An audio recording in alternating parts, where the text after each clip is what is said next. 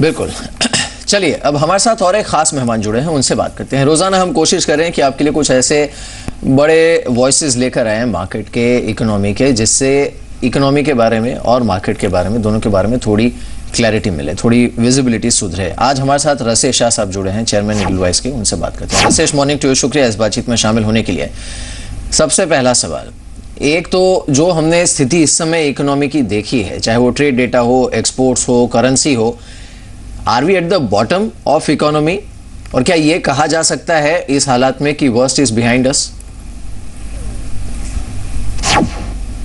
I think अभी जो sharp correction हुआ है इक्विटी मार्केट में, करेंसी में, ये शायद शॉर्ट टर्म के लिए ये हो सकता है कि थोड़ा बॉटमिंग आउट हो जाना चाहिए, क्योंकि बहुत शार्प करेक्शन है, बहुत फास्ट हुआ है। लेकिन जो इकोनॉमी है, जो ओवरऑल मैक्रो इकोनॉमिक पैरामीटर्स है, उसमें काफ़ी चैलेंजेस अभी भी हैं। मे बी रूपी थोड़ा एक्स्ट्रा गिर गया है, मे बी स्टॉक मार्केट थोड़ा स्टेबलाइज हो जाएगा, लेकिन जो इकोनॉमी में पेन है, जो अभी इकोनॉमिक ग्रोथ कम होने वाला है क्योंकि इंटरेस्ट रेट्स बहुत हाई है, ये जो लिक्विडिटी क्रंच है, हाई इंटरेस्ट रेट जो आरबीआई ने अनाउंस किए थे, उसकी जो इफेक्ट इकोनॉमी पे आएगी वो अभी अनफोल्ड होनी बाकी है। रशिश, आप क्या मानते हैं जो ये हालात हैं इस वक्त अर्थव्यवस्था के, ये हालात सरकार की गलत नीतियों के कारण आए हैं? जो फैसले सही कदम पे नहीं, सही वक्त पे नहीं उठाए गए, उनके कारण हैं ये हालात? आई थिंक पार्टली ये हम जो इधर आए हैं, ये जो सिचुएशन में आए हैं, ये इसी की वजह से है कि we have try to do everything. हम हर कोई चीज़ करने की ट्राई की है। रूपी को भी डिफेंड करना है, ग्रोथ पे भी फोकस करना है, इन्फ्लेशन भी फोकस करना है। तो ये थोड़ा फुटबॉल इफेक्ट हो गया है कि थोड़ा इधर मार दिया, थोड़ा इधर मार दिया, होपिंग के कहीं गोल हो जाए।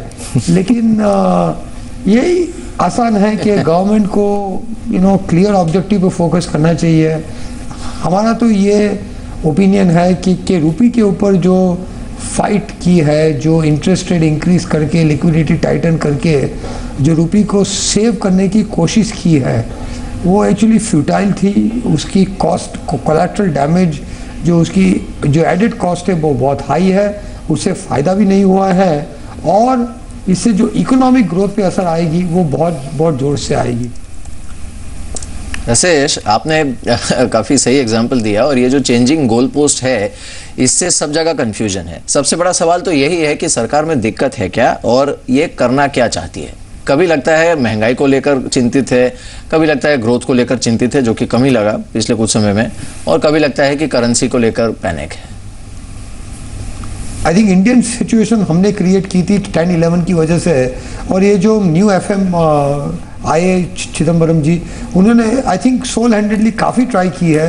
लास्ट 1 साल में गवर्नमेंट ने कुछ डिसीजन भी अच्छे लिए हैं। डीजल प्राइस को ओपन कर दिया है, रिटेल एफडीआई किया है, कहीं ना कहीं इन्होंने थोड़ा थोड़ा किया है। लेकिन एज यू सेड, ये थोड़ा है, थोड़ा कंफ्यूजिंग है, क्योंकि हम हर ऑब्जेक्टिव पे फाइट कर रहे हैं, और मे बी जो प्रॉब्लम की है 10-11 की वजह से, उसकी हमें बहुत कुछ करना चाहिए। एंड द ग्लोबल जो सिचुएशन हो गई है, इससे भी काफ़ी असर आ गई है। राशेश, खाद्य सुरक्षा बिल ये सबसे महत्वपूर्ण पहलू था इस सरकार का, पहलू इन द सेंस कि ये सरकार इसको लागू कराना चाहती थी, लेकिन जो अर्थव्यवस्था के हालात हैं, जिस दिशा से और दशा से हम गुजर रहे हैं, उसमें खाद्य सुरक्षा बिल को लागू करना क्या इतना आसान होगा सरकार के लिए? शायद। एंड आई थिंक अगर इकोनॉमी ग्रोथ हो रही थी, हमारी कॉन्फिडेंस थी कि इकोनॉमी 5.56% की ग्रोथ हो जाएगी। आरबीआई ने इंटरेस्ट रेट कट करना स्टार्ट किया था 6 महीने पहले। अगर ये माहौल होता था तो उसमें आई कैन अश्योर यू कि इन्वेस्टर्स को फूड सिक्योरिटी बिल से कुछ ऑब्जेक्शन नहीं था, क्योंकि आई थिंक हम लोग ने ओवर एस्टिमेट किया है। फूड सिक्योरिटी बिल 30-40,000 की कॉस्ट ऐड करेंगी, या ये एक्स्ट्रा स्ट्रेस है, फिस्कल डेफिसिट पे थोड़ा असर आएगा, लेकिन ये इतना मेक और ब्रेक है नहीं। जो अभी ये एक्चुअली जो आया है, it is come at a wrong time, क्योंकि इतना स्ट्रेस के एनवायरनमेंट में आया, तो उसकी वजह से उसकी इम्पैक्ट साइकोलॉजिकली बहुत हो गई है। लेकिन ओवरऑल ये इतना बड़ा मुद्दा नहीं है। अब ये बताइए रसेश कि अगर यही सरकार, एक इट्स अ हाइपोथेटिकल क्वेश्चन, लेकिन अगर यही सरकार तीसरी टर्म के लिए भी आती है सत्ता में, ये मार्केट्स और इकोनॉमी के लिए नेगेटिव ट्रिगर होगा? ये तो I think as I said, ये जो क्राइसिस है, एक तो ये इंडिया की नहीं है, ये सब इमर्जिंग मार्केट की क्राइसिस है। क्योंकि अभी थोड़ा ग्लोबल इन्वेस्टर्स के रीएलोकेशन हो रहे हैं, emerging market bond funds, equity funds में से बहुत आउटफ्लोज हो रहे हैं।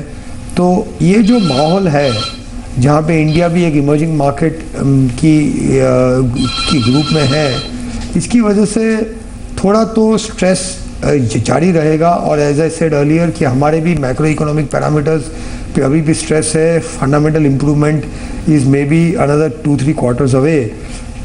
तो उस टाइम तक मार्केट से बहुत एक्सपेक्टेशन करके इन्वेस्टर्स को फ़ायदा नहीं है। राशि साहब, एक सीधा सवाल पूछूंगा आपसे। यहाँ पर जो स्थिति है फॉरेक्स मार्केट में, जो क्रूड के हालात हैं और जो जियोपॉलिटिकल टेंशन्स हैं, घरेलू संकेत, फूड सिक्योरिटी बिल, इन तमाम चीज़ों को सामने रखते हुए, समझते हुए और इसके बाजार पर असर को समझते हुए, आप क्या मानते हैं 5200 5200-5300 के आसपास हम बेस बना चुके हैं या फिर यहाँ से भी और गिरावट संभव है? इससे बाहर निकल सकते हैं, कुछ पॉलिसी डिसीजन लेने होंगे, कुछ आई थिंक ग्लोबल एनवायरनमेंट में लिक्विडिटी में थोड़ा चेंज होगा। वो मे बी 3-4 क्वार्टर के बाद ये जो QE टेपरिंग है उसकी भी इफेक्ट ख़त्म हो जाएगी।